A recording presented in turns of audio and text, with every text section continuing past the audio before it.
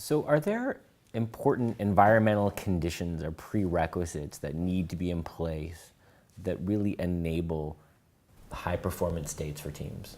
Yeah, I'll point to three.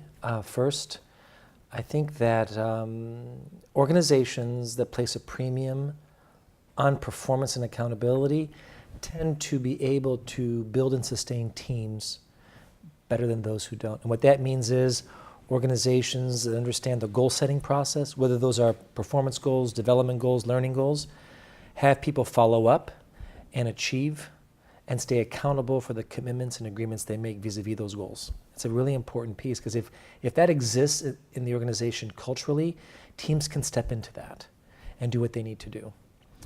The second piece that's important has to do with incentives. If the incentive system is predominantly based on the individual and his or her performance, and there's no collective incentive scheme, whether it's base pay, bonus, or even recognition, public recognition, appreciation, if none of that exists, individuals might find it harder to get into a collective type of system. And finally, I look at the fact that if there isn't collaboration at the top, if there isn't some form of teamwork or just basic collaboration at the top, some form of cohesion, then absent that role modeling, it might be difficult to implant that in the organization because they're going to take their cues from the top. They're going to look up there and say, no one's doing it there. Why should we do it? That's the way you're supposed to behave. So it's a real important piece to make sure that if you want teaming at the top, role models first. So Alex, on the subject of performance management systems, I think we've been working pretty hard for a couple of decades to make them work. And one of my clients is more recently rolling out a new model based on a new technology that they're employing. They're putting a lot of effort into it. The approach is relatively modern, and yet what I see is the senior executives, the managers see it as a big time sink, a deeply rooted process. Even though it's new, it's a deeply rooted process and effort. They don't seem to be getting the value out of it. So it's something that HR is doing to them. Performance management for it to work takes time.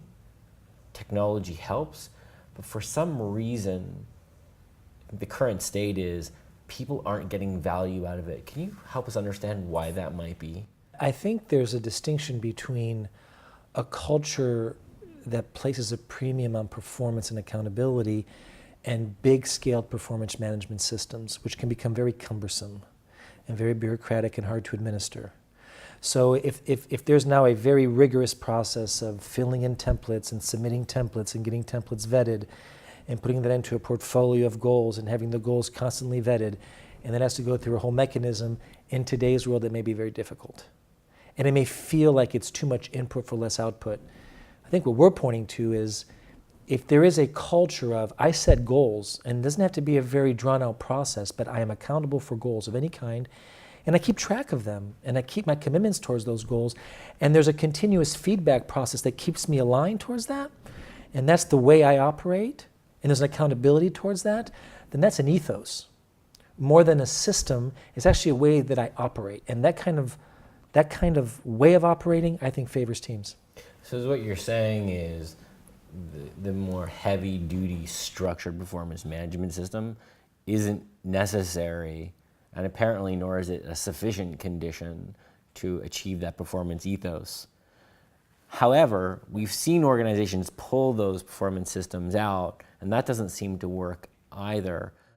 So what is that ingredient that puts grease in the wheels to take an organization that is, let's say, less disciplined, less performance-oriented, less able to track in a way that people feel there's some sense of justice and fairness in reward distribution and promotions? What is it that we do to create that system? That's a great question. So first of all, I think we can't blanket statement the first piece. I think some organizations do very well with large-scale, very bureaucratic, heavy systems.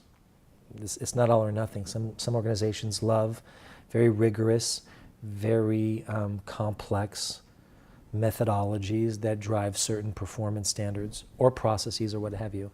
So that's number one. But I think the ingredient you're looking for is actually an ingredient that I call accountability, and it's really held by leadership. And it's the fact that when organizations understand that the way they operate is through a system of commitment making and agreement making, and that commitments and agreements matter, and that they actually hold the organization together, and leadership holds people accountable for those commitments and agreements, I think that's really important. And it doesn't matter what you do anymore. If I know that as an organizational member, I engage myself to, or I commit to, or I agree to, whatever it is, and that means something, and that I'm going to do it, and if not, I'm going to clean it up, or I'm going to proactively renegotiate, that ingredient, which is upheld, role modeled, and applied by leadership, is the ingredient. And I think in a lot of organizations, that's missing. So what you do is you rely on a system to do it, and yet the actual behavior of leadership that governs the system isn't there because they're not following the system. And so you get this cognitive dissonance going, oh, I'm supposed to do that, but they're not doing it, so I'm not going to do it. And that's the breakdown, or it's one of the breakdowns, I think.